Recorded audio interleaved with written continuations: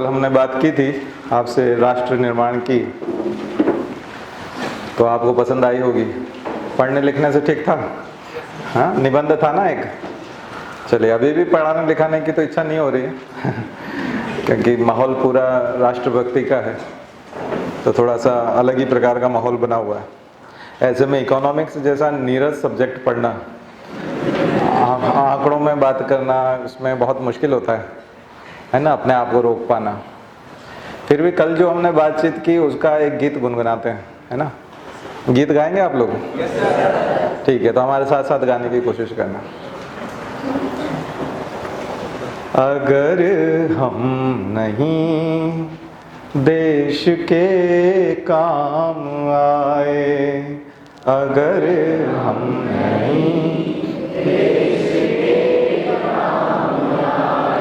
अगर हम नहीं देश के काम आए, अगर हम नहीं देश के काम आए, धरा क्या कहेगी, गगन क्या कहेगा, धरा क्या कहेगी, गगन क्या कहेगा, अगर हम नहीं देश के काम आए, अगर हम नहीं देश के काम आए। चलो श्रम करें, देश अपना संवारें, चलो श्रम करें, देश अपना संवारें। युगों से चढ़ी जो खुमारी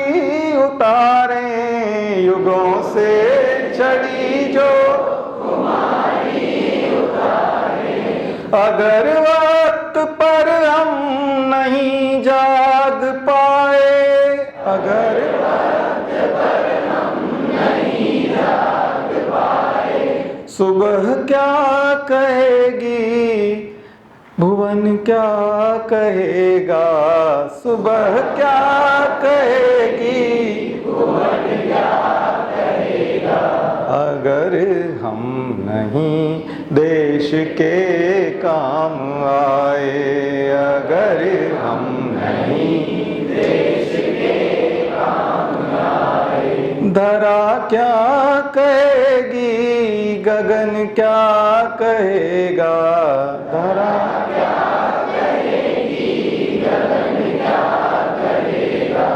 अगर हम नहीं देश के काम आए, अगर हम नहीं देश के काम आए। तो कल जो हमने बात की थी उसका गीत के रूप में बात समझ में आई ना। ठीक है, इसी प्रकार का एक हमारा, ये सब शांति कुंज के गीत हैं और वहाँ हम गायक के रूप में जब काम करते थे तो इन गीतों को गाया करते थे। तो अब तो वो सब छूट गया है, वो कई वर्षों की प्रैक्टिस वगैरह सब छूट गई है, तो वो सब समझ में नहीं आता। फिर भी कुछ गीतों की पंक्ति याद आ रही है, तो एक गीत का फर्स्ट स्टेंजा हम लोग गाने की कोशिश करते हैं, तो थोड़ा अलग है, उसको भी आप दोहराइए। जुट जाएं हम सब मिल कर के नवयुग के निर्माण में, जुट जाएं हम सब मिल कर के नवयुग के निर्माण में। आओ हम खुशहाली बो दें फिर से इसी जहान में, आओ हम खुशहाली बो दें फिर से इसी जहान में। जुट जाएं हम सब मिल कर के नवयुग के निर्माण में, जुट जाएं हम सब मिल कर के नवयुग के निर्माण में। स्वर थोड़े गड़बड़ा गए है ना, लेकिन भावनाएं जो है वो काफ़ी अच्छी हैं कि हम सब लोगों को नवयुग के निर्माण में जुट जाना है। तो ये जो गीत हैं आपने सुने नहीं होंगे, बाकी तो गीत आप फिल्मों के जो गीत हैं वो राष्ट्रभक्ति के रूप में सुनते रहते हैं, लेकिन मिशन के जो गीत होते हैं हम लोग इन्हीं की व्याख्या करके कई बार निबंध लिख देते थे बढ़िया। ठीक है, तो प्रज्ञा गीतों की किताब मिलती है नीचे, वहाँ से ले जा सकते हैं, अच्छे गीत होते हैं। और फिर हमारा सदाबहार गीत है जो हमारे क्लास का सॉन्ग कहा जा सकता है, उसको हम क्लास सॉन्ग कह सकते हैं, ठीक है। कक्षा गीत, जैसे राष्ट्रगीत होता है वैसे कक्षा गीत, तो उसको गुनगुनाएंगे। उसके बाद फिर हम थोड़ा सा इकोनॉमिक्स का शायद मोड़ बने अपना, ठीक है, क्योंकि अभिनंदन भी तो होना चाहिए ना, फिर कैसे होगा। तो उसको सब लोग दोहराएंगे, सब लोगों ने सुना भी है उसको और वो अच्छा भी है।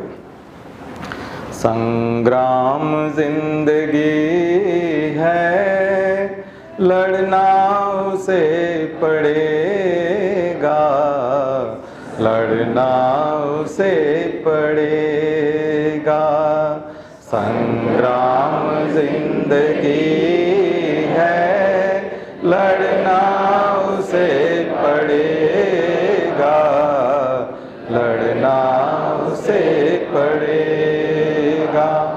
जो लड़ नहीं सकेगा, जो लड़ नहीं सकेगा, आगे नहीं बढ़ेगा, आगे नहीं बढ़ेगा। जो लड़ नहीं सकेगा, जो लड़ नहीं सकेगा, आगे नहीं बढ़ेगा, आगे नहीं बढ़ेगा। इतिहास कुछ नहीं है, संघर्ष की कहानी। इतिहास कुछ नहीं है, संघर्ष की कहानी। राणा शिवा भगत सिंह झांसी की वीर रानी। राणा शिवा भगत सिंह झांसी की वीर रानी। कोई भी कायरों का इतिहास क्यों पढ़ेगा, इतिहास क्यों पढ़ेगा। कोई भी कायरों का इतिहास क्यों पढ़ेगा, इतिहास क्यों पढ़ेगा। कुंदन वही बनेगा जो आग पर चढ़ेगा, जो आग पर चढ़ेगा। कुंदन वही बनेगा जो आग पर चढ़ेगा, जो आग पर चढ़ेगा। संग्राम जिंदगी है, लड़ना उसे पड़ेगा, लड़ना उसे पड़ेगा। संग्राम जिंदगी है, लड़ना उसे पड़ेगा, लड़ना उसे पड़ेगा।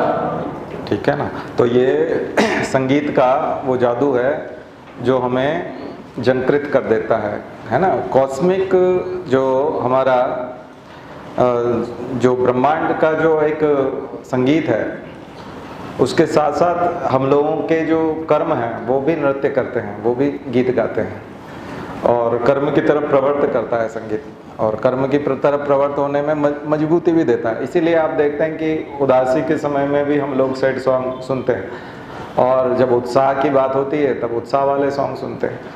तो संगीत जो है वो जीना सिखाता है, और संगीत सबके जीवन में होना चाहिए। जिनके जीवन में संगीत नहीं होता है तो वो जो है पिछड़ जाते हैं। अच्छी पुस्तकें पढ़ना, अच्छा गीत सुनना, अच्छे लोगों की संगति में रहना, ये बड़ी भाग्य से मिलता है। इतनी आशीष मुझे इसी के लिए एक शब्द जो परम पूज्य गुरुदेव कहते थे, सत्संग। सत्संग जिसको शब्द कहते हैं ना, वो सत्संग का मतलब किसी महाराज की कथा सुनना नहीं है। सत्संग का मतलब अच्छी संगति में रहना। अच्छी संगति का मतलब अच्छे विचारों में रहना। और अच्छे विचारों के साथ साथ अच्छे संगीत में और अच्छे साहित्य में, अच्छी लाइब्रेरी में आप जाते हैं किसी में जहाँ अच्छी पुस्तकें हैं, और ये बड़े सौभाग्य से होता है। पैसा कमाना और ऐश्वर्य में आ जाना या बहुत ज़्यादा अमीर हो जाना वो एक अलग चीज़ है, लेकिन क्या सब लोगों को ये सौभाग्य प्राप्त होता है कि जो बहुत पैसे वाले हैं उनको अच्छा संगीत मिल गया हो, अच्छी बातें मिल गई हो, अच्छे लोग मिल गए हों? ये बड़े सौभाग्य से मिलता है। और ये जिसको मिल गया समझ लीजिए बहुत बड़ा धनवान है, क्योंकि ये एक काल्पनिक अवस्था है। ये जो आपकी नौकरी लगना, ये सब चीज़ें, आपात स्थिति आ जाए, मान लीजिए युद्ध काल हो जाए या ऐसी परिस्थितियाँ आ जाए, कार में बैठ के फ्लाइट पकड़ना है, ट्रेन पकड़ना है, लेकिन जब युद्ध की स्थिति आ जाए और कहा जाए कि भाई फ्लाइट सारी जो है कैंसिल कर दी गई है देश भर में, अब आपको कहाँ जाना है?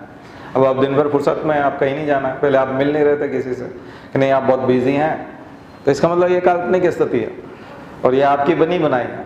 तो जीवित रहना और जीवन का जो बहुत सारे पक्ष हैं वो सब कल्पनाओं में जीते हम लोग, और जब बुरी परिस्थितियां होती तो कम में गुजारा कर लेते हैं, केवल चावल और दाल खा करके काम चला, कई बार लोग पानी पी करके काम चलाते थे, है ना। और जब अच्छी परिस्थितियां होती है तो हम खाना फेंकते भी हैं, बहुत महंगा भी खाना खाते हैं। कई बार होटल में बहुत महंगा खाना मंगाया जाता है, बहुत महंगा, यानी कि मैंने खुद ने जो है, मुझे जब कई लोग पकड़ करके ले गए खाना खिलाने के लिए तो बहुत मना करने पर भी ले गए, तो ऐसे ऐसे बिल आते थे, 4200 रुपये का बिल बना था एक बार 2 लोगों के खाने का। मैं उसको देख करके दंग रह गया, मैंने कहा 4200 रुपये का हम क्या खा गए भाई? बोले कि नहीं ये बिल है उसका खाने का, है ना। मैंने कहा मुझे दिखाओ।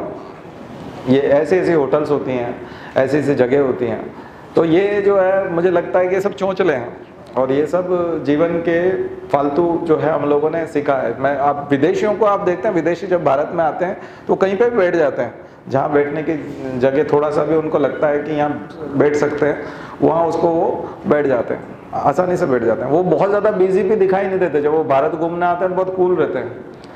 मैं अभी जब भी कभी यात्राएं करता हूँ कहीं पे भी, तो हम लोगों को बहुत जल्दी होती है, कहीं पे फ्लाइट में भी घुसने की जल्दी होती है, ट्रेन में भी घुसने की जल्दी होती है सब लोगों की। वो बाकायदा बल्कि कई बार खड़े हो जाते हैं, साइड में हो जाते हैं, वो बोले आप आ जाओ पहले ठीक है। तो जीवन को पकड़ने का और जीवन को देखने का जो तरीका है वो मुझे लगता है कि वो दर्शन जो है वो अगर आ जाए तो वो संगीत से बहुत जल्दी आता है, और संगीत हमको जीना सिखाता है। इसलिए जीवन में शामिल कीजिए संगीत को। अगर आप नहीं कर पा रहे हैं तो कीजिएगा। अच्छे अच्छे वोकलिस्ट हैं, बहुत बढ़िया क्लासिकल सिंगिंग वाले लोग हैं, इंस्ट्रूमेंटलिस्ट हैं, अच्छे अच्छे इंस्ट्रूमेंटल म्यूज़िक बजाते हैं। आप ध्यान कर सकते हैं, सुबह आधे घंटे का पौन घंटे का ध्यान जो है आप संगीत की धुनों पे कर सकते हैं। और ख़ास करके जब हम देशभक्ति की बात करते हैं तो हमको संगीत ही सबसे ज़्यादा झकझोरता है। अभी आपने मूवी देखी होगी ये मणिकर्णिका, तो उसमें यूँ तो चल रहा है, पिक्चर चल रहा है, अच्छा चल रहा है, लेकिन जब संगीत आता है, गीत आता है तो हमारे रोंगटे खड़े हो जाते हैं, हम लोग उस भाव में चले जाते हैं। और गीत के बिना जब चल रही होती है स्टोरी तो हम उसकी एक्टिंग देख रहे होते हैं, ये देख रहे होते हैं कि अच्छा इसने ये बढ़िया किया है, ये शॉट अच्छा लिया है, ये कर रहा होता है। कई बार हम लोगों को उसकी गलतियाँ भी दिखाई देती है, कुछ भी कर ले, लेकिन जब म्यूज़िक बज रहा होता है तब हम एक अलग एटमॉस्फेयर में होते हैं, अलग दुनिया में होते हैं। तो म्यूज़िक हमको, और टाओ ऑफ फिजिक्स पढ़िएगा, प्रीफेस तो पढ़ ही लीजिएगा। मैंने आपको कहा था फ्रेडजोफ कापरा की बुक पढ़िएगा, टाओ ऑफ फिजिक्स, जो कॉस्मिक डांस की बात करते हैं, है ना, dance, God of dance, Shiva की बात करते हैं कि कैसे शिव का जो नृत्य है वो ब्रह्मांडी नृत्य उनको महसूस होता है। तो विदेशियों को बहुत अच्छे से महसूस होता है कि हमको क्यों नहीं होता। हमको भगवान शिव का नटराज वाला स्वरूप हमको आकाश में क्यों नहीं दिखाई पड़ता। हम आकाश में जब बादलों को देखते हैं या बारिश के दिनों में जब उमड़ घुमड़ करके आते हैं तो हमको क्यों नहीं लगता कि ये कहीं तांडव तो नहीं है, ये कहीं नटराज का नृत्य तो नहीं चल रहा। हम लोग आकाश को देख करके ये सब कल्पनाएं क्यों नहीं कर पाते हैं? क्योंकि हम बहुत उथला स्वरूप है हमारे ज्ञान का और हम लोग समझ नहीं पाते हैं। वो पार्टिकल फिजिक्स तक ले जाते हैं उसको, वो डीप इकोलॉजी में ले जाते हैं, वो मेटाफिजिक्स में ले जाते हैं, हम लोग नहीं ले जा पाते। क्योंकि इसीलिए आप देखोगे जो अच्छी किताबें हैं ईस्टर्न मिस्टिसिज्म पे भी, जो बढ़िया किताबें हैं वो फॉरेनर ने, वेस्टर्न लोगों ने लिखी, जिनको हम ओरिएंटलिस्ट कहते हैं। और वो उस जमाने में लिख रहे हैं जब देश गुलाम था और हमको वो लोग गुलाम मानते थे। उसके बावजूद भी उन्होंने कई जगह हमारी कद्र की है, हमारे धर्म की कद्र की है। थियोलॉजी को ऊपर ले जाने में उनका धर्म विज्ञान के लिए बहुत बड़ा काम रहा। उन्होंने माना है, स्वीकार किया है। योगा को भी जितनी स्पीड से, कल मैं बता रहा था कि 21 जून को अंतर्राष्ट्रीय दिवस, वो योगा दिवस जो है मनाया गया और संयुक्त राष्ट्र ने उसको प्रस्ताव पास किया। तो इतनी जल्दी एक्सेप्टेंस है ना। मोदी आए हुए कितना समय हुआ था? बहुत ज़्यादा समय नहीं हुआ था। मोदी के कार्यकाल को शायद 6 महीने का कार्यकाल हुआ था या 1 साल का हुआ था, और वो सफल हुए इस काम को करवाने में। और कितने मत मिले? सर्वाधिक मत मिले। अभी तक के यूएन के जो प्रपोजल हैं, ये जो इस प्रकार के प्रस्ताव जाते हैं, उन प्रस्ताव मोशन जो आते हैं, उनमें से सबसे ज़्यादा मतों में से पास हुआ। सुषमा स्वराज ने संसद में जानकारी दी थी कि कितनी भारी मतों से जो है इसको पूरी दुनिया ने एक्सेप्ट किया था। हम ही लोग नहीं कर पा रहे। तो राष्ट्र के गौरव करने की बहुत सारी चीज़ें हैं और उनको किया जा सकता है। उसमें से संगीत एक है, तो उसको जोड़ के रखिएगा। और हम लोग चूँकि जुड़े हुए हैं तो हमेशा तो अब गीत नहीं गा सकते, अलग अलग मूड होता है, तो पढ़ने का रहता है, पढ़ाने का रहता है। लेकिन कभी कभी जब ऐसे राष्ट्रीय पर्व जैसा, आज राष्ट्रीय पर्व जैसा लग रहा है ना, फिर से मैंने कल जो बात की थी, ऊर्जा जैसा लग रहा है, तो ऊर्जा जैसा, तो इस ऊर्जा को अभी भी एक दिशा देने की ज़रूरत है। कल जो आपको बात बताई, सारी ऊर्जा कहाँ जा रही है? अभी वो सब ढोल धमाके लेके पहुँच गए ना सब नाचने के मूड में, सुबह से नाच रहे हैं, हर किसी का कदम थिरक रहा है। अच्छी बात है, खुशी खुशी तो ठीक है, लेकिन केवल थिरकन से क्या होगा, है ना? उससे निर्माण हो जाएगा नहीं। ये कभी भी थिरकन जो है वो निर्माण नहीं करते, इस तरह से नहीं, बेहूदगी से नहीं, उसको ऑर्गेनाइज करने की ज़रूरत है। ऊर्जा को एक दिशा देने की ज़रूरत है। तो हम लोग चूँकि इंटेलेक्चुअल रूप में यहाँ हम रोज़ बैठते हैं, थर्सडे फ्राइडे को हम बात करते हैं, तो हमारा जो स्वरूप है वो दूसरा होना चाहिए। खैर चलिए, अब हम लोग थोड़ा सा इकोनॉमिक्स पढ़ लेते हैं। तो इकोनॉमिक्स में इंटरनेशनल ऑर्गेनाइजेशंस होगा आपको कि अंतर्राष्ट्रीय संगठन। अंतर्राष्ट्रीय संगठन से पहले आपको बताया था कि 2-3 तरह की चीज़ें थी, जैसे बैलेंस ऑफ पेमेंट है, भुगतान संतुलन वाली बात है, फॉरेक्स रिजर्व है। तो कुछ आप लिखते जाइए, कुछ टर्म्स लिख लीजिए, जिन टर्म्स को आपको कम से कम 20 से 50 शब्दों में नोट करना है। ऐसी टर्म्स की लिस्ट बनाइए, यही बनाइएगा। जो बैंकिंग वाली बना ली थी हमने, मॉनेटरी पॉलिसी की, हाँ, एक फिस्कल पॉलिसी की होती है, मॉनेटरी पॉलिसी और फिस्कल पॉलिसी। ये 2 टूल हैं गवर्नमेंट के किस चीज़ को समझाने के लिए, अपने धन के प्रवाह को, और देश में किस प्रकार की बेरोजगारी है, किस प्रकार की महंगाई है, और उनसे निपटने के लिए सरकार इन 2 साधनों का उपयोग करती है, फिस्कल पॉलिसी का और मॉनेटरी पॉलिसी का। मॉनेटरी पॉलिसी का माध्यम क्या होता है? रिजर्व बैंक, है ना। तो रिजर्व बैंक के ऊपर जितनी भी समितियां हैं, आपको बताई थी ना, नरसिम्हम समिति से लेकर के रिजर्व बैंक के लिए जो बैंकिंग रिफॉर्म वाली, ठीक है। तो रिजर्व बैंक की अगर आपने स्थापना और उसके कार्यक्रम और उसके ऊपर नोट्स नहीं बनाया, तो एक नोट्स उसका बना लीजिए 300 वर्ड का रिजर्व बैंक के ऊपर। और फिर बैंकिंग रिफॉर्म्स, बैंकिंग रिफॉर्म के ऊपर आप नोट्स बनाइए। देखिए, इस चीज़ को समझने की कोशिश इस तरह से कर सकते हैं, मैंने आपको शायद पहले भी बताया हो, लेकिन थोड़ा रिपीट हो जाएगा, कि जब कभी हम कंज्यूमर्स का ध्यान रखने के लिए जाते हैं, देश के नेता या हमारे फाइनेंस मिनिस्टर या पॉलिसी मेकर, जब कंज्यूमर का ख्याल रखने के लिए जाते हैं, तो क्या नुकसान हो जाता है कि जो प्रोड्यूसर हैं, जिन्होंने उत्पादन किया है, उनको उसका दाम नहीं मिल पाता। तो आपको देश को समग्रता में समझना होगा कि जैसे आपने यहाँ से समझने की कोशिश कीजिए, इकोनॉमी में हम लोग बोलते हैं प्राइमरी सेक्टर, है ना, कि ये प्राथमिक क्षेत्र है। प्राइमरी जो होता है वो कौन होते हैं? एग्रीकल्चर, माइनिंग, यानी प्रकृति से जुड़े हुए सीधे वे सोर्स जो उत्पादन करते हैं। तो उत्पादन, खनिज का उत्पादन भी होता है, कृषि में उत्पादन होता है, क्रॉप्स के रूप में आता है, फसलों में उत्पादन आता है। और उसके बाद जो प्रोसेस करता है आगे जा करके, ये प्रोसेस करने वाली जो चीज़ है वो कौन होते हैं? मैन्युफैक्चरिंग सेक्टर हमारा। तो जो उद्योग है, इंडस्ट्री है, वो क्या करती है? वो प्रोसेस करती है। और ये प्रोसेस करने के साथ ये सेकेंडरी सेक्टर कहलाता है आपका, द्वितीय क्षेत्र होता है। और तृतीयक वाला क्या होता है? उन प्रोसेस किए हुए प्रोडक्ट्स को मार्केट में ले जाना। तो अब ये तीनों क्षेत्र के जो लोग हैं, इनसे सरकार कमाई भी करती है, टैक्स के रूप में कमाई करती है।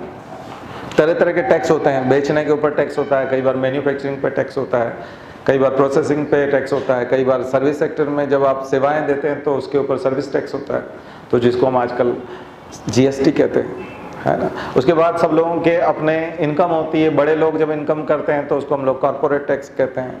सिंगल आदमी की इनकम या एक यूनिट के रूप में अगर वो इनकम करता है तो हम उसको बोलते हैं कि वो इनकम टैक्स देता है, डायरेक्ट टैक्स और इनडायरेक्ट टैक्स, है ना। तो टैक्सेशन सिस्टम इंडिया का ये हमारी सरकार का सोर्स होता है। अब इस पैसे का करना क्या है? इस पैसे से जो इनकम हुई है इससे वेलफेयर करना है, इससे काम करना है, देश के सारे काम रूटीन वर्क भी करने हैं। और प्लान्ड एक्सपेंडिचर और नॉन प्लान एक्सपेंडिचर, यानी कि प्लान्ड जो एक्सपेंडिचर हैं जो पहले से प्लान किया हुआ है, और उसके बाद सबकी सैलरीज हैं, फिर ब्याज है। अगर आप देखिएगा कि रुपया आया कहाँ से और रुपया गया कहाँ से, है ना, कम्स फ्रॉम और गोज टू, आप कर लेना, रूपी कम्स फ्रॉम और रूपी गोज टू, वो वाला सर्च करेंगे तो इस साल के बजट का आपको मिल जाएगा कि कितना परसेंट कहाँ से आया और कितना परसेंट कहाँ गया। वो 1 रुपए के रूप में बताते हैं कि इतना पैसा यहाँ से आया, पैसा मतलब परसेंटेज हो जाएगा उतना परसेंट। तो 100 पैसे को उन्होंने बताया हुआ है कि इतना पैसा तो हमने यहाँ से लिया है और इतना पैसा वहाँ दिया है। इसको मैं आज पूरा एक समग्रता में, क्योंकि ये अंतिम लेक्चर होगा इकोनॉमिक के नाम का, इसके बाद हम लोग जो क्लास लेंगे वो थोड़ी सी रैंडम होगी, करंट के ऊपर ज़्यादा होगी। और हम जो परीक्षा है 2 जून वाली यूपीएससी का प्री, उसको फोकस करेंगे, प्री को सबसे ज़्यादा फोकस करेंगे। प्री को इसलिए फोकस करेंगे क्योंकि इस बार मेरा जो संकल्प है आपकी क्लास से कम 50 लोग मेंस दें, तो उसके लिए थोड़ा सा प्री का फोकस करना पड़ेगा। क्यों करना पड़ेगा? क्योंकि अगर आपसे नहीं कर, अब ये मैं इस मोड का व्यक्ति नहीं हूँ, इस टाइप का व्यक्ति नहीं हूँ कि मैं प्री की तैयारी कराऊँ, लेकिन मैं इसलिए कराऊँगा क्योंकि फिर मैं मेंस की तैयारी कराने के लिए एक समुदाय चाहता हूँ बड़ा। हर बार हम कम लोगों को मेंस की तैयारी कराते हैं, 10 लोग से कम होते हैं, तो उससे क्या होता है कि माहौल नहीं बन पाता। और जो हमारे पुराने रिजल्ट हैं 2012-13 के, जो मेरे एक्सपीरियंस हैं भोपाल के, बहुत अच्छे रिजल्ट जब थे तब हमारे पास थोक में 40-50 लोग मेंस दे रहे थे। तो 40-50 लोग मेंस दे रहे थे तो उसका माहौल अच्छा बनता है, कंपटीशन भी अच्छा होता है, टेस्ट लेने की भी इच्छा होती है, आपस में भी आप लोगों को भी मज़ा आता है, एक दूसरे को पछाड़ रहे होते हैं आप लोग।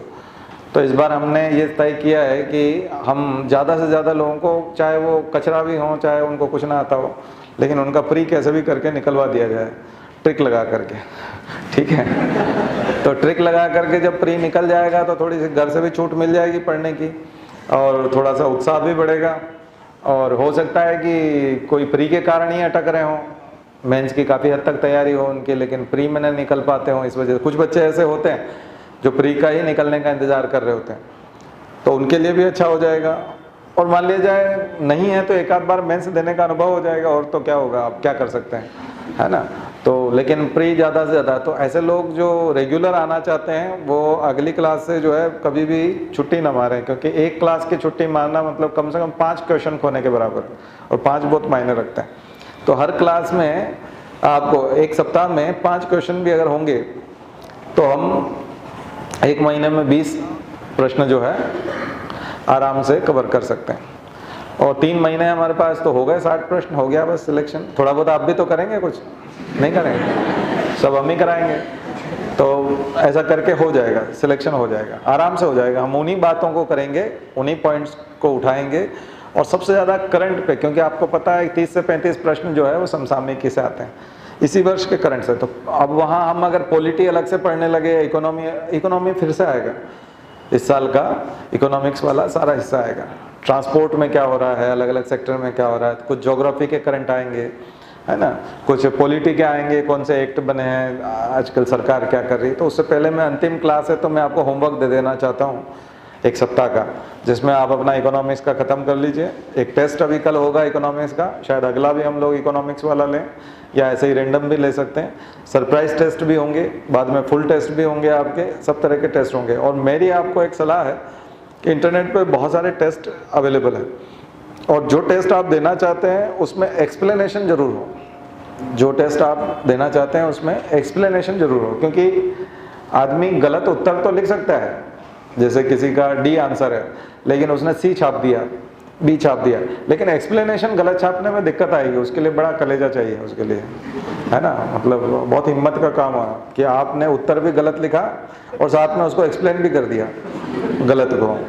इसलिए मुझे लगता है कि एक्सप्लेनेशन जिसके दिए हुए हैं वो अच्छे पेपर हैं, उनको सॉल्व किया जा सकता है। इंस्टीट्यूट में मत जाइएगा कि ये बड़ा पुअर है, ये है, कई बार उसका खुद का नहीं होता, इसलिए कोई दिक्कत नहीं। वो जहाँ से भी लाया है अच्छी जगह से लाया होगा, एक्सप्लेनेशन उसने किसी से भी लिखवाए होंगे, शंकर IAS एकेडमी का है, किस किस का है, बहुत सारी वेबसाइट हैं, अच्छा है। और जो लोग हिंदी मीडियम में बार बार तैयारी करते हैं, ये करते हैं, तो मुझे लगता है कि UPSC अगर आपको देना है तो इंग्लिश मीडियम के पेपर सॉल्व करने चाहिए आप, क्योंकि हिंदी में समझ में नहीं आएंगे आपको, इंग्लिश में जाके पढ़ना पड़ेगा आपको। हिंदी मीडियम रखने के बाद भी इंग्लिश पढ़ करके ही पास होते हैं, ध्यान रखना। हिंदी मीडियम बोल देने से कुछ नहीं होता, अभी इतनी आसानी से हिंदी मीडियम होगा नहीं इंडिया में, क्योंकि हिंदी के शब्द और खतरनाक हैं, है ना, इंग्लिश से भी ज़्यादा खतरनाक है। और उसको तो आप डिक्शनरी में टाइप भी नहीं कर पाओगे, ठीक है, उसकी प्रैक्टिस भी नहीं कर सकते हिंदी के प्रश्नों की। तो मुझे लगता है कि हिंदी मीडियम से लोग निकलते तो हैं, लेकिन वही लोग निकलते हैं जिनकी इंग्लिश अच्छी होती है। हिंदी मीडियम में हिंदी मीडियम में जिनको करना आता है, इंग्लिश से हिंदी करना जिनको आता है, और हिंदी से इंग्लिश जो कर लेते हैं, ये कला जिनके पास है वही निकाल पाते हैं। तो इसलिए इंग्लिश से नफरत करने से, पर इंग्लिश वो नहीं कि आप कल से इंग्लिश की कोचिंग जाने लग जाएं, है ना। कई बच्चे आगे पूछते हैं, सर वो इंग्लिश के लिए क्या करना है? इंग्लिश के लिए कुछ नहीं करना है, आपको काम करना है इंग्लिश में, ठीक है। जैसे कार चलाने के लिए, कल एक बच्चा पूछ रहा था, मैं उसको यही बता रहा था कि कार चलाने के लिए क्या करना है, कार चलानी है बस, लेके निकल जाओ, जहाँ जाना है वहाँ कार से जाओ, जब भी जाने की इच्छा हो कार से जाओ, तो चलाना सीख जाएंगे। जितना ज़्यादा चलाओगे उतना ही सीखोगे, कभी नहीं सीखता। एक्सीडेंट किसी का भी हो सकता है, किसी ने 5 लाख किलोमीटर भी चला रखी है, उसका भी एक्सीडेंट हो सकता है, ठीक है। तो गलती कोई भी कर सकता है, गलती करने की कोई कुछ नहीं, लेकिन आप चलाना सीख जाओगे, अलग से आप चलाना सीखोगे। किसी ने कहा कैलकुलेटर चलाना सीखना है मुझे, है, मेडिकल वाला बहुत फास्ट कैलकुलेटर चलाता है, मैं तो उसको देखते रह जाता हूँ, मतलब मैं नहीं चला पाता उस स्पीड से। मेडिकल वाला पता नहीं कैसे क्या करता है वो। अच्छा, वो उसको 18 रुपये और 22 रुपये जोड़ना है तो भी कैलकुलेटर से ही जोड़ता है, उसको उससे कोई लेना देना नहीं है। उसके अनकॉन्शियस माइंड वो चला गया है, बस उसकी उंगलियां वहाँ जाती है। 18 जैसे हम लोग बोलते हैं और सोचने लग जाते हैं, वो सोचते नहीं है, वो कैलकुलेटर पे करते हैं। तो प्रैक्टिस पे होता है। फिर आप कहोगे आप तो बहुत पढ़े लिखे हो, आपने MSc किया है मैथ्स में, या आपका मैथमेटिक्स से, आपने तो उधर मैकेनिकल इंजीनियरिंग किया हुआ है और मैथमेटिक्स आपके उसमें था, एंट्रेंस में था, और आप बहुत अच्छा करते थे मैथ्स में, पर आप उसके जैसा नहीं चला सकते क्योंकि रोज़ प्रैक्टिस करता है। तो इंग्लिश भी जो है प्रैक्टिस मांगती है। आप यूज़ करो इंग्लिश को, ज़्यादा से ज़्यादा यूज़ करो, जब भी बोलना है तब बोलने की कोशिश करो, जब पढ़ना है तब इंग्लिश में पढ़ने की कोशिश करो, लिखना है तो इंग्लिश में लिखने की कोशिश करो, हो जाएगा। उसमें कुछ नहीं होता। हम भी जब कभी सेमिनार वर्कशॉप में ऐसी जगह रहते हैं महीने भर के लिए जहाँ माहौल पूरा इंग्लिश का होता है, यहाँ आकर के 8-10 दिन तक इंग्लिश में ही बोलने की कोशिश करते हैं, या वही रहता है। फिर सब अपने वही पुराने स्टूडेंट मिल जाते हैं, फिर वापस वैसे ही हो जाता है, ठीक है। फिर 15-20 दिन के लिए आप भेज दीजिए वहाँ पर फिर से किसी वर्कशॉप में या कि कोई कोर्स में भेज दीजिए, वहाँ फिर शुरू हो जाएंगे, फिर बोलने ही लगते हैं। 4-5 दिन लगते हैं उसमें, उस माहौल में ढलने में, लेकिन बाद में वापस हो जाता है। तो ये बहुत आसान है, पर आपको उसको यूज़ करना पड़ेगा। तो इसका कोई हवा नहीं है। तो पेपर जो है इंग्लिश में पढ़ने में हिचकिचाइए मत। द हिंदू भी पढ़ने लगे, मैंने 4-5 बच्चों को ऐसे सिलेक्ट होते हुए देखा जो हिंदी मीडियम के थे, पर वो GS की तैयारी द हिंदू से करते थे। अभी तो बहुत एनालिसिस आते हैं हिंदू के, हिंदी में एनालिसिस आते हैं, है ना। हमारे टाइम वो एक निकालता था लड़का, ये इंदौर का ही था, उसकी वाइफ और दोनों निकालते थे। तो मेरे इसमें विज्ञापन भी आता था उसका, मैगजीन में मैं विज्ञापन भी छापता था उनका। तो वो जो है किताब निकालते थे द हिंदू के एनालिसिस की, पहली बार उन्होंने शुरू किया था, उससे पहले कोई नहीं करता। 2008 या 9 की बात है, उससे पहले कोई एनालिसिस नहीं करता था, हिंदी में कोई नहीं करता था। लेकिन वो IITian थे शायद, और उनका इंग्लिश अच्छा था और हिंदी भी उनका ठीक ठीक था, तो वो ट्रांसलेशन करते थे। पर केवल ट्रांसलेशन से भी नहीं होगा, उसकी भावनात्मक व्याख्या भी होनी चाहिए। कई लोग आइडेंटिकल ट्रांसलेशन करने की कोशिश जो करते हैं वो भी फेल हो जाता है। तो इसलिए जो अपने शब्दों में समझाने की कोशिश करता हो इंटरनेट पे, यूट्यूब पे, आपको जो कोई भी ऐसा व्यक्ति हो जो द हिंदू को एनालिसिस करके समझाने की कोशिश करता है, तो आप खाना खाते समय का सदुपयोग कर सकते हैं। 15-20 मिनट से ज़्यादा का द हिंदू नहीं होता। अगर एनालिसिस आप सुनेंगे काम की बातें, तो वो काम की बातें 10-15 मिनट में ख़त्म हो जाएंगी। अगर कोई 2-2, 3-3 घंटे में समझाने की कोशिश कर रहा है, इसका मतलब उसके समझ में आया नहीं है, ठीक है। तो उससे मत समझना। 15-20 मिनट में जो आपको पूरा न्यूज़पेपर समझा दे कि इसमें खास काम की बात क्या है और द हिंदू क्या कहना चाह रहा है, किस मुद्दे पे क्या कहना चाह रहा है। अभी आदिवासियों का मुद्दा है, आपने देखा, कल ही मैं सुबह वाली क्लास में मेरे यहाँ आदिवासियों वाले उसके ऊपर लेक्चर दे रहा था, लेकिन दिन में सुप्रीम कोर्ट ने बदल दिया। मैं यही बोलना चाह रहा था कि सुप्रीम कोर्ट ने आखिर क्या देखा। 10 लाख लोग प्रभावित होने वाले हैं, किसान ये जो हैं ट्राइब्स हैं, जनजातियां हैं। जनजातियां अपना हित नहीं समझती, क्योंकि आप उनको पार्टी के तौर पर, कानून के तौर पर बात कहेंगे कि आपको आना था अपनी बात रखने के लिए, अगर आपका रजिस्ट्रेशन नहीं हुआ, आपकी ज़मीन आपके नाम पे नहीं हुई। कई सारे मैंने आपको बताया, मध्य प्रदेश में बहुत बड़ी प्रॉब्लम है, रेवेन्यू विलेज और फॉरेस्ट विलेज। बहुत सारे जो विलेज हैं मध्य प्रदेश में, वो अभी भी फॉरेस्ट विलेज के तौर पे हैं। फॉरेस्ट विलेज जो वन ग्राम होते हैं, उनमें पटवारी नहीं होता, उनका लेखा जोखा नहीं होता। रेवेन्यू विलेज बन जाता है वो, तो फिर वो मेन स्ट्रीम के आपके जो गांव होते हैं, वहाँ फिर योजनाएं भी चलती है, वहाँ फिर जनधन खाते भी होते हैं, वहाँ कभी बैंक खोलने का भी विचार करती है गवर्नमेंट। तो जब उनको रेवेन्यू विलेज माना ही नहीं गया, तो वहाँ पोस्टिंग भी नहीं होगी, कभी सर्वे होगा या कभी कोई ऐसी चीज़ होगी कि यहाँ स्कूल खोला जाना है, मिड डे मील होना है, कुछ भी नहीं होगा, ना आंगनवाड़ी होगा, ना मिड डे मील होगा। वो क्या है, वो फॉरेस्ट विलेज है, वो नेशनल पार्क के अंदर बने हुए हैं, सेंचुरी के अंदर हैं।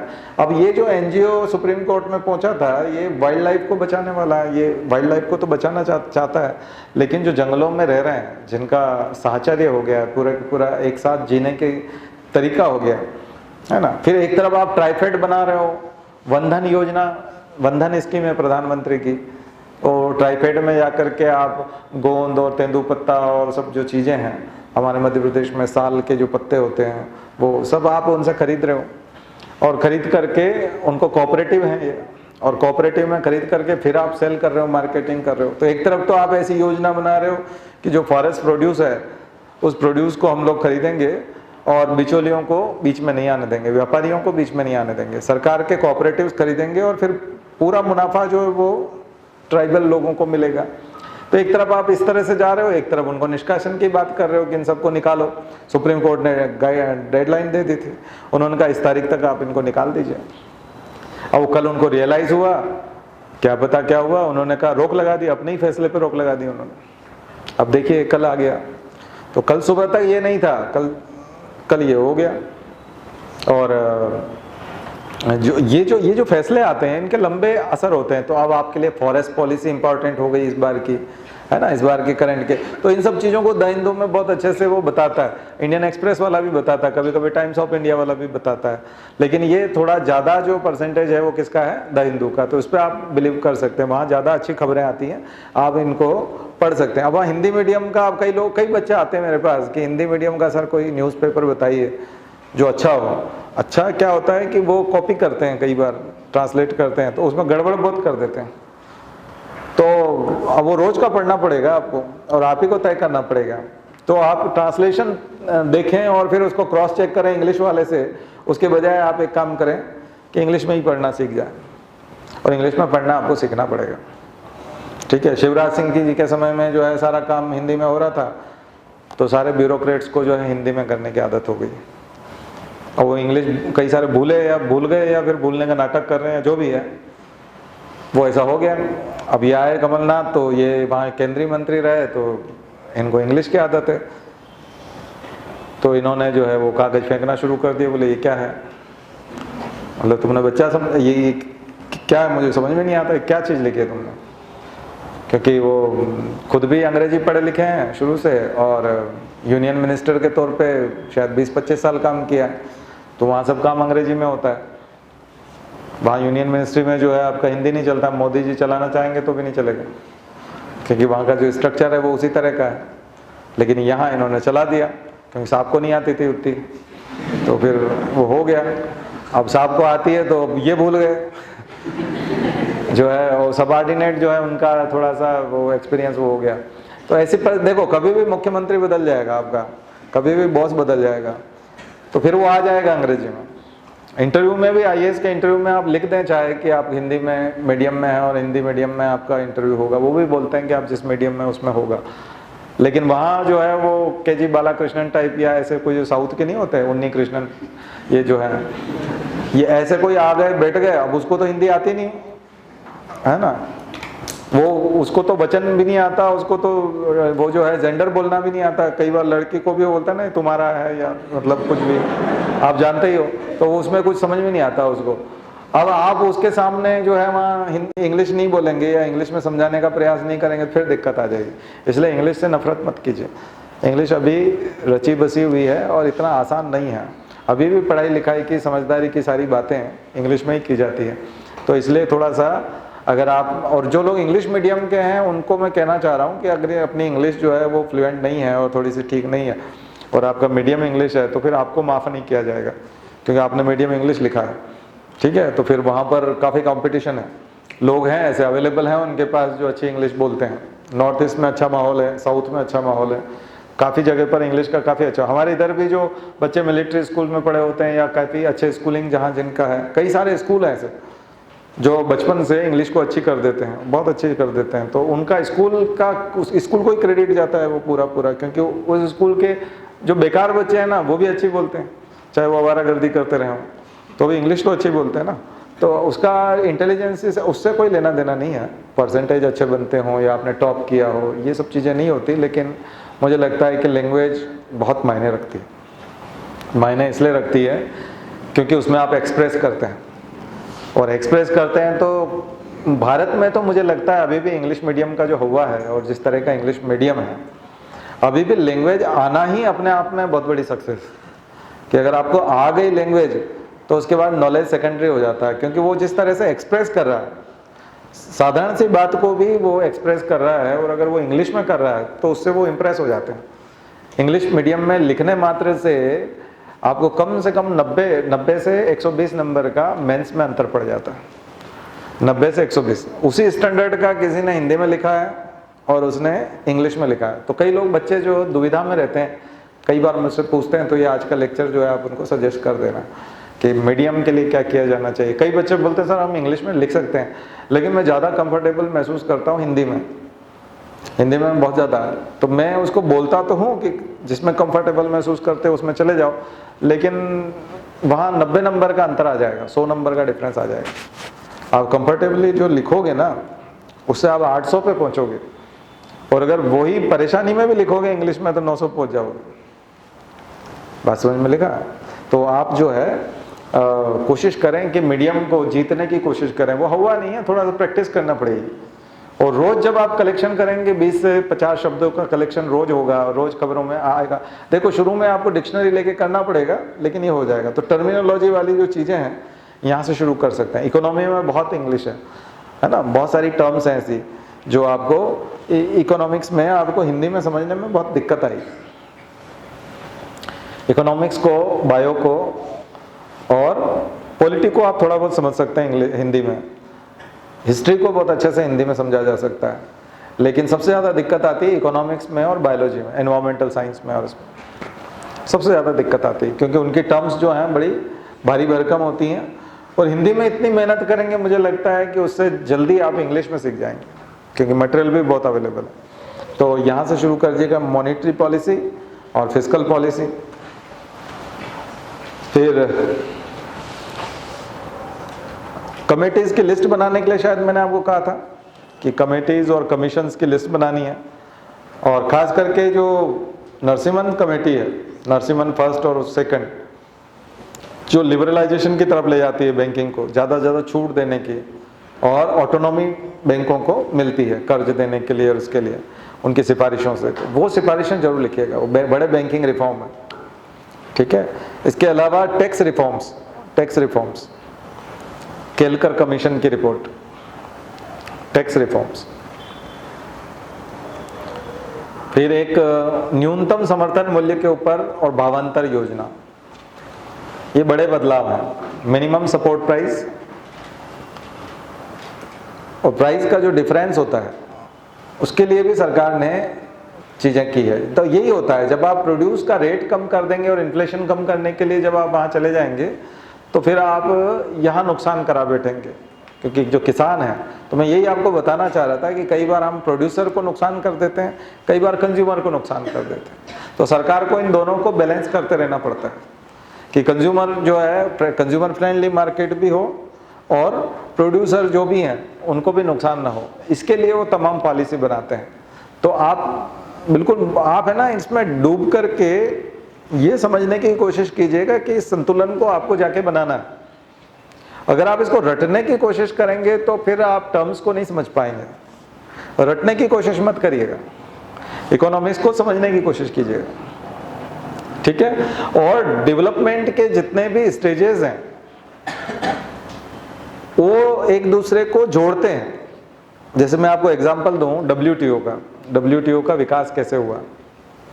तो जो गेट बना था, तो गेट की शुरुआत, फिर तमाम गेट के बनने के बाद में जो 2-2, 3-3 साल में कॉन्फ्रेंस होती थी और उनके डिफरेंट राउंड होते थे।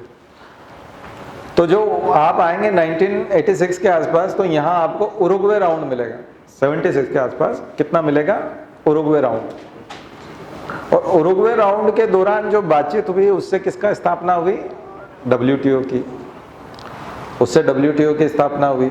तो ये उस राउंड में बातचीत क्या करते थे? नेचुरली जब आप इस टाइप की चीजें देखेंगे तो क्या होगा, बातचीत वो इसी चीज की करेंगे, टैरिफ्स की बात करेंगे, नॉन टैरिफ्स की बात करेंगे, अंतर्राष्ट्रीय व्यापार कैसे होना चाहिए, व्यापार में कौन कौन सी जो है रुकावटें हैं, तो ड्यूटीज हैं, डंपिंग होता है। एक देश दूसरे देश से व्यापार करता है तो क्या क्या चीजें गड़बड़ करने की कोशिश करता है, अपना फायदा करने के लिए क्या क्या करने की कोशिश करेगा। जो उसके देश में होता है या जहां उसके लोकल प्रोड्यूसर हैं, लोकल कंज्यूमर हैं, जैसे हैं, वहीं के लोगों को प्रॉफिट देने की कोशिश करेगा, तो बाहर से आने वाली चीज़ों के ऊपर क्या करेगा? काउंटर वेलिंग ड्यूटी लगा देगा, एंटी डंपिंग ड्यूटी लगा देगा। तो यही सब आपके टर्म्स भी हैं, है ना। तो ऐसे डेवलपमेंट को समझने की कोशिश कीजिएगा। अंतर्राष्ट्रीय संगठनों को आप समझ जाएंगे क्या है, बड़ी चीज़ नहीं है। अगर आप कहेंगे अच्छा ये तो नाफ्टा है, ये साफ्टा है, मैं इसको समझूंगा, इसका फुल फॉर्म जानने की कोशिश करूं, और ये तो इतना कठिन है, मैं इसके टर्म्स को रट लूंगा, इसके जो कार्यक्रम है उसको रट लूंगा, इसके ऑब्जेक्टिव 3 हैं और 3 ऑब्जेक्टिव को मैं रट लेता हूं, इसका हेडक्वार्टर, ये नहीं। आप हेडक्वार्टर की भी सहूलियत समझने की कोशिश कीजिएगा कि ये हेडक्वार्टर क्यों बनाया गया इस जगह। जैसे आज सुषमा स्वराज गई थी, तो किस में गई थी? और इस्लामिक स्टेट्स वाले उसमें, है ना, इसमें इस्लामिक कंट्रीज के ऑर्गेनाइज OIC में। तो OIC का मुख्यालय कहाँ बना रखा है? हाँ, सऊदी अरेबिया में बना रखा है, जेद्दा में, है ना। और आपने देखा होगा OPEC, ऑयल प्रोड्यूसिंग कंपनी, उसका मुख्यालय कहाँ पर है? वियना में, ऑस्ट्रिया में। अब ऑस्ट्रिया मेंबर है क्या उसका? अब बताओ। OPEC जो है उसका मेंबर नहीं है ऑस्ट्रिया, लेकिन उसका मुख्यालय ऑस्ट्रिया में, वियना में। क्यों? क्योंकि मार्केटिंग की सुविधा के लिए, यानी जो ऑयल प्रोड्यूसिंग कंट्रीज से जो ऑयल खरीदना चाहते हैं उनको कौन सा, वहाँ से फ्लाइट कितनी आसानी से मिल जाएगी, उनको होटल की और उसकी अच्छी व्यवस्थाएं कहाँ हो सकती है, लग्जरी होटल कहाँ होंगी। अगर इस प्रकार के उनके मार्केटिंग मैनेजर और अलग अलग कंपनियों के CEO और अलग अलग देशों के ब्यूरोक्रेट्स और वहाँ के लोग यदि OPEC से सौदा करने के लिए, डील करने के लिए, मीटिंग के लिए आते हैं, तो मुख्यालय ऐसी जगह पे होना चाहिए, न कि ऐसी जगह पे होना चाहिए जहाँ पर उनको आने में दिक्कत हो। आ गया समझ में? तो ये जो चीज़ें हैं, आप अगर इस तरह से सोचेंगे तो फिर आपको उसका मुख्यालय और वो रटने की जरूरत नहीं पड़ेगी और आप भूलेंगे भी नहीं। हम लोग कई बार क्या करते हैं कि आप प्रैक्टिकल प्रॉब्लम्स को देख करके कोशिश करिए कि आखिर ये प्रावधान क्यों बनाए गए। MFN का प्रॉब्लम जो है क्वेश्चन आपका बनेगा, क्योंकि इस बार हमने मोस्ट फेवर्ड नेशन का दर्जा हटा लिया पाकिस्तान का, ये WTO के तहत है। तो इम्पोर्टेंट क्वेश्चंस भी निकालना आपको आना चाहिए। MFN का दर्जा क्या होता है, मोस्ट फेवर्ड नेशन का, आपको हम तवज्जो देंगे, आपको प्रेफरेंस देंगे, है ना। साफ्टा बना था फ्री ट्रेड, उससे पहले क्या बना था? साफ्टा प्रेफरेंशियल ट्रेड एग्रीमेंट था। तो उसमें भी यही प्रावधान था कि हम सार्क देशों को आपस में प्रेफरेंस देंगे। तो SAPTA था वो। SAPTA का मतलब preferential trade agreement, south Asian preferential trade agreement. तो हम आपको प्रेफरेंस देंगे। हमारे पास अगर कोई वस्तु होगी और आपके पास होगी तो हम दोनों पहले व्यापार करना पसंद करेंगे, उसके बजाय कि हम लोग वहाँ पर ऑस्ट्रेलिया से व्यापार करें या चीन से व्यापार करें, उसके बजाय हम सार्क देशों में प्रेफरेंस देंगे। तो उन्होंने कहा हम इससे एक कदम और आगे बढ़ जाते हैं, प्रेफरेंस के बजाय हम फ्री ट्रेड कर देते हैं कि हम साउथ एशियन कंट्रीज़ में फ्री ट्रेड करेंगे। अच्छा, फ्री ट्रेड करेंगे तो इतने सारे सार्क के मेंबर हैं, फिर कुछ और आगे बढ़ सकते हैं। तो उन्होंने कहा MFN वाला ले आओ। WTO आया था तो उसमें MFN का एक कंसेप्ट था। तो उन्होंने कहा कि हम ऐसे देशों को जिनके साथ हम ज़्यादा व्यापार करना चाहते हैं या ज़्यादा तवज्जो देना चाहते हैं, और प्रेफरेंस भी हो गया, फ्री ट्रेड भी हो गया, अब हम क्या कर देंगे, उसको मोस्ट फेवर्ड नेशन कर देंगे। मोस्ट फेवर्ड नेशन मतलब हम आपका फेवर करेंगे, सबसे ज़्यादा आपको फेवर करेंगे। आपके पास होगा तो आप ही से लेंगे बस, और हमारे पास जो होगा और आपको ज़रूरत है तो हम आपको बेचना पसंद करेंगे। अब हमने वो कर दिया। उसमें एक रूल ऑफ ओरिजिन बताया था मैंने आपको। रूल ऑफ ओरिजिन क्यों ज़रूरी हो गया था? अब ये कभी कभी आपको पूछ लेंगे कि रूल ऑफ ओरिजिन, अब ये था कि हमने मोस्ट फेवर्ड नेशन को किसी को दर्जा दिया, मोस्ट फेवर्ड नेशन का, और मान लिया जाए उसने उस दर्जे का दुरुपयोग करते हुए चाइना से खरीद के हमको बेच दिया, क्योंकि चाइना तो सीधा नहीं बेच सकता, वो तो MFN वाले से ले लेगा। तो चाइना ने कहा देखो ये मुझसे लेगा नहीं, मैं तुमको देता हूँ, तुम अब मुझे इनको बेच देना, बीच में मेरा एक कमीशन हो जाएगा, जो भी है तुम्हारा एक कमीशन हो जाएगा।